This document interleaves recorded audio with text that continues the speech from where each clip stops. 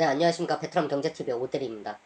오늘 제가 촬영을 하는 날이 8.15 광복절인데, 우선 시작하기에 앞서서 우리나라 광복을 위해서 희생하신 우리 독립운동가 선배님들께 정말 감사하다는 말씀, 그리고 그분들의 희생을 정말 우리는 잊으면 안 된다라는 그러한 취지에서 오늘 촬영을 하게 됐습니다. 네, 정말 감사합니다. 내가 이 채널의 목적에 대해서 먼저 얘기를 좀 해줄게. 내가 이 촬영을 하는 이 채널의 목적은 사실 어른들이 대상이 아니야. 그래서 형이 앞으로는 형이라는 표현을 좀 많이 쓸게. 친근감을 위해서. 형 나이 생각보다 많지 않아. 형이 좀 꼰대 같은 게 있긴 하지만 내가 또 꼰대 얘기하니까 나 아는 동생들은 형 꼰대 아니라고 꼰대 얘기 좀 제발 하지 마. 꼰대라는 표현 좀 쓰지 말라 그러던데 형은 32살, 여러 번 얘기했지만 32살이야. 네, 형도 너네랑 비슷한 과정을 겪었던 세대지만, 형 개인적으로 해주고 싶은 재테크적인, 특히 경제적인, 그리고 진로적인 부분에서 해주고 싶은 얘기가 너무 많고, 형이 해주고 싶은 얘기는 오늘, 주제와 마찬가지로 경제와 역사에 관한 얘기를 좀 해줄게. 이 역사를 잊은 민족에게 미래는 없다. 형 굉장히 좋아하는 말이거든. 형이 경제 이러지만, 형은 쉴 때 가장 많이 보는 채널이 재테크 방송 2위로는 역사 관련된 방송이야. 그 당시에 이 역사 때문에 왜 이런 일이 벌어졌는지. 그러면 오늘 우리는 우리나라 지금까지 역사가 내가 생각할 때 너무 안타까웠던 5가지를 형이 뽑았어. 안타까운 거 4개, 그리고 좋았던 거 1개를 뽑았어. 형은 요즘 민감한 주제이기 때문에 전제를 하나 깔고 갈게. 형은 누구보다 일본을 이기고 싶은 사람 중 한 명이야. 내가 일본을 이기고 싶다는 흔히 TV에 나오는 중국 미중 무역 전쟁으로 막 중국 맥도날드 부수고 막 이런 언론에서 나오잖아. 그런 식의 이김이 아니야. 진짜 경제적으로 우리가 확실하게 일본을 우위에 점해서 일본이 정말 우리한테 찍소리도 하지 못하게 만드는, 일본이 우리한테 의존을 하고 우리가 일본에 많은 영향을 주는 그런 승리. 형이 오늘은 우리 친구들한테 이 내가 너무 안타까웠던 역사 4개에 대해서 좀 얘기를 해주고 싶어. 그리고 내 개인적으로 우리나라의 큰 전환점이 됐었다라는 부분, 그거에 대해서 짧게 얘기를 해줄게. 너네 혹시 박지원 선생님이 집필하신 열하일기, 그 당시에 금서였지, 혹시 알고 있니? 열하일기는 청나라 왕의 생일에 조선이 초대가 돼서 가는, 이제 어떻게 보면 외교 사절단 안에 박지원이라는 이런 양반 중 한 명이 포함이 됐었고, 박지원이 그 당시에 청나라를 돌아다니면서 쓴 이제 책 중 하나야. 이 열하일기를 형도 굉장히 좀 좋게 보고 항상 이런 상황에서의 생각을 많이 하는데, 열하일기에서 박지원은 물론 좀 단점도 있어. 너무 청나라에 대해서 띄워주는 단점이 있긴 했지만 사실 되게 안타까워했어. 왜냐면 조선에는 그 당시에 길이 잘 나져 있지 않았거든. 그 이유는 뭐냐면 외세의 침략을 막기 위해서야. 하지만 청나라는 길이 잘 나져 있고 물류 시스템이 잘 돼 있고 벽돌을 통해서 이 건물을 지었기 때문에 쥐나 벌레나 이런 뱀 같은, 이런 어떻게 보면은 이런 벌레들로부터 이 집이 사람을 지켜줄 수 있는 보완적인 역할, 그리고 그 벽돌을 생산을 하기 위해 이러한 이 기업들이 생겨나면서 그로 인한 기업의 활성화, 그리고 세계 경제에서 이 중심지로서 거점의 허브 역할을 하는 부분에 대해서 굉장히 잘 저술을 해주고 있고, 이 책의 결론은 그거야. 그 당시 청나라는 원래 여진의 한 부족이었어. 여진의 한 부족으로서 사실 조선한테도 조공을 바치던 나라였어. 하지만 청나라는 명을 꺾지 않으면 안 된다라는 국민적인 공감대가 있었고, 그를 통해 명을 점령하게 됐고, 그게 청나라가 되게 되는 거거든. 그러니까 그 꺾겠다라는 의지가 결국 청을 발전시키게 했다라는 거지. 박지원의 열하일기에서 하고 싶은 얘기는, 청이 오랑캐 출신이기 때문에 우리가 배척을 할 대상이 아니라 오랑캐라 할지라도 배울 점이 있다면 배워야 된다라는 점을 얘기를 하고 싶었던 거야. 하지만 이게 금서가 됐던 이유는 뭐야? 결국 이놈의 명분, 이 명분 때문에, 명분과 분위기 때문에 결국 이건 금서가 되었고 조선은 바뀌지 않았어. 형, 이게 너무 안타까워. 두 번째는 조총이야. 너네 임진왜란 때 일본이 조총으로 이제 조선을 침략을 했잖아.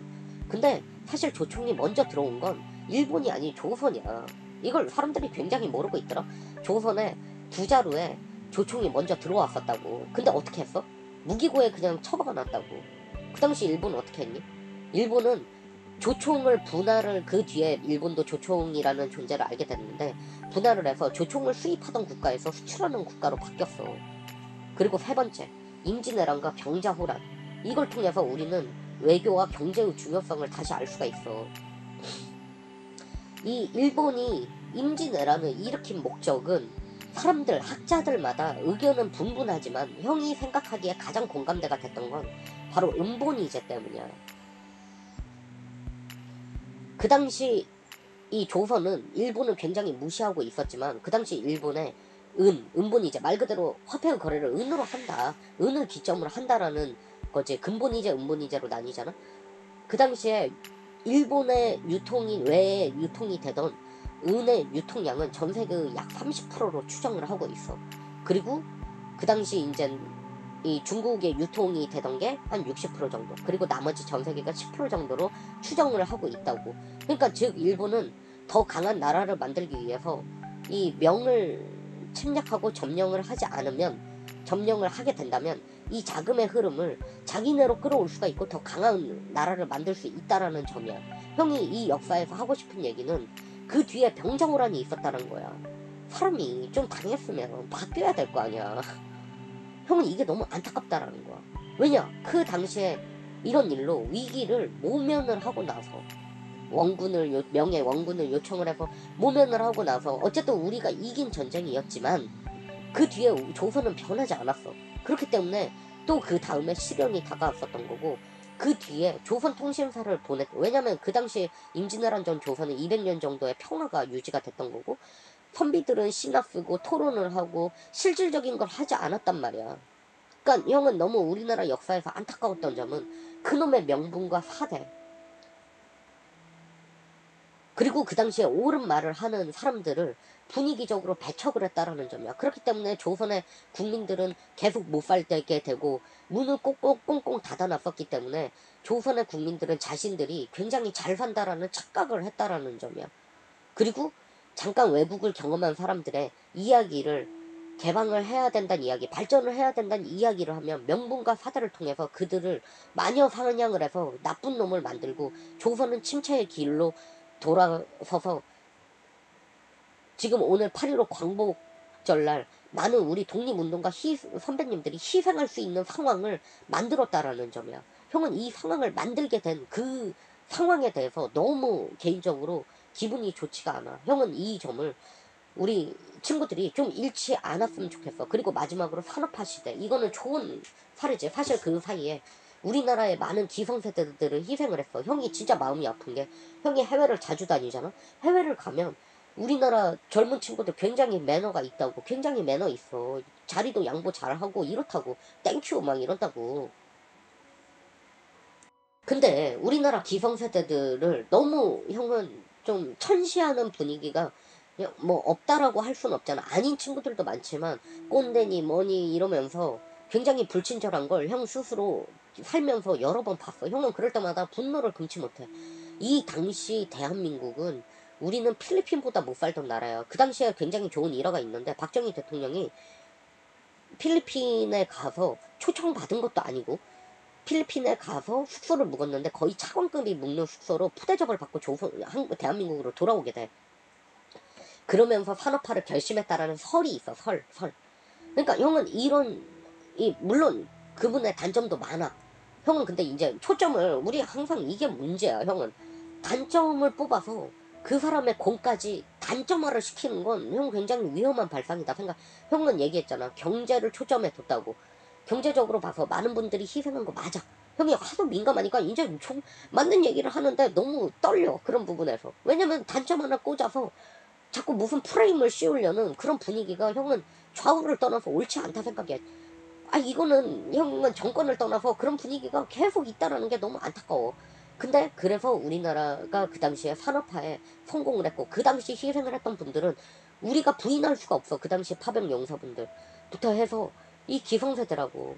근데 이들이 사소한 버스에서 자리 양보조차도 받지 못하는 현실이 형 개인적으로 너무 안타깝다.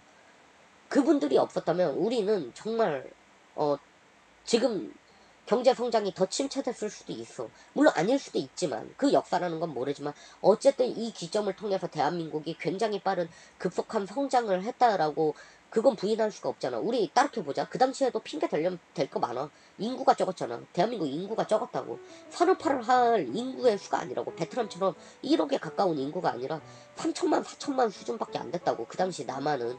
거기에다 북한에 많은 도발이 있었고 그런 상황 속에서 잘 살고자 하는 열리 그리고 우리 세대한테 가난을 물려주지 말자라는 그런 국민적 공감대가 대한민국을 10대 경제 강국으로 일으킬 수 있었다라는 점은 그 누구도 부인할 수 없잖아. 그 기점이 있었다라는 점은. 그거에 대한 감사함도 우리 잊지 말자고. 그러면서 형이 꼭 하고 싶은 얘기는 자긍심과 긍지는 경제에서 나온다는 얘기를 꼭 해주고 싶어. 형이 이 요즘 진짜 안타까운 친구들이 있는데 물론 그 친구들 이해가 돼. 뭐 형 친구들 중에도 많고 어른들 중에도 많아. 자꾸 나를 알아달라라는 사람이 많아. 근데 있잖아, 형은 그 얘기를 하고 싶어. 형이 미국에 있을 때 형 룸메이트가 미국의 크램슨 유니버시티를 다니고 있었는데 그 친구가 형한테 고마운 친구지. 공짜로 살게 해주고 영어도 가르쳐주고 형한테 많은 도움을 줬으니까 수업을 듣고 딱 오더니 형한테 그러는 거야. 필라가 한국 회사더라 이러더라고. 그러면서 막 찾아보는 거야. 한국, 왜냐면 이 친구들은 필라가 이 이탈리아 회사라고 생각을 했던 거지. 우리도 필라가 한국 회사인지 모르는 한국인도 많거든, 솔직하게 말해서. 그러면서 GDP를 찾아보더니 오 대한민국 뭐 이런 반응이었어. 형은 이 경제가 결국 자부심과 긍지를 만든다 생각해. 사실 내가 알아달라, 나 똑똑하다, 저 똑똑하다는 얘기 듣고 살았어요, 그런 건 중요하지 않아. 고수한테 냄새가 난다 그러잖아.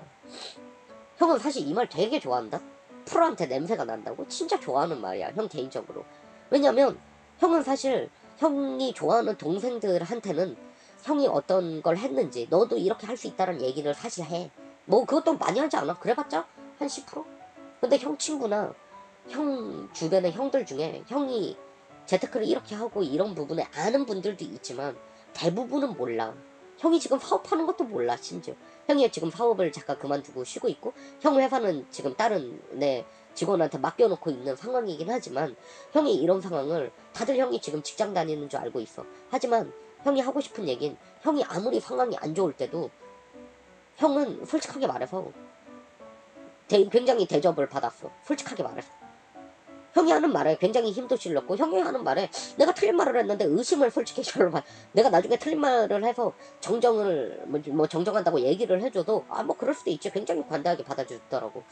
근데 형이 곰곰이 생각해보니까 내가 공부를 안 할 때와 내가 진짜 진심으로 포장 말고 단기적으로 뭐 1, 2년 말고 솔직히 1년 이하는 취미고 형이 생각할 때 취미로 한 거고 포장 말고, 그래서 형이 직장생활도 되게 재밌게 했었던 것 같아. 왜냐면 그런 냄새가 나지 않을까? 이거 굉장히 비과학적인 얘기인데 형이 뭔가를 열심히 하고 뭔가 형이 프로 정신을 갖기 시작하고 자만하지 않고 겸손하고 배우려고 하는 자세가 생기고부터 실적이 따라오게 되고 이 실적을 기반으로 나를 그래도 좀 잘 이렇게 해주는 동생들이 생기게 되고 그런 친구들이 생기게 되고 형이 굳이 얘기하지 않아도 형 역시도 그런 선배들, 형님들, 내 동갑, 그리고 그런 동생들은 아직까지 없었지만 그런 동생들이 있다면 형은 언제든 고개 숙이고 배울 준비가 돼 있거든. 왜냐면 고수 냄새 나는 사람들이 있어. 그 사람들한테 형도 자문을 굉장히 많이 구해보면 아 역시 고수구나 이런 생각이 나온다고.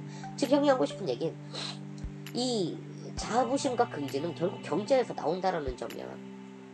결코 좋은 마음도 중요하겠지만 경제가 그래서 굉장히 중요하다고.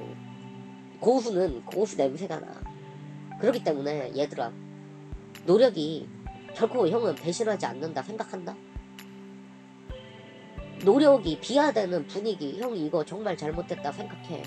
우리 정말 그런 분위기가 온다면 또 역사를 잃고 많은 분들이 희생을 하셔야 돼. 우리 오늘 그분들의 희생을 두 번 다시 반복하지 않도록 다시 한번 심기일전할 수 있는 그런 하루를 보냈으면 좋겠다. 그리고 형이 얘기했지만 어른들, 우리한테 희생한 기성세대들에 대한 정말 따뜻한 물론 일부 친구들이 그런 분위기를 만드는 거 형 알고 있는데 따뜻한 그런 사회적 분위기를 만들자고. 아 오늘 너무 길었네. 형 여기까지 할게. 끝.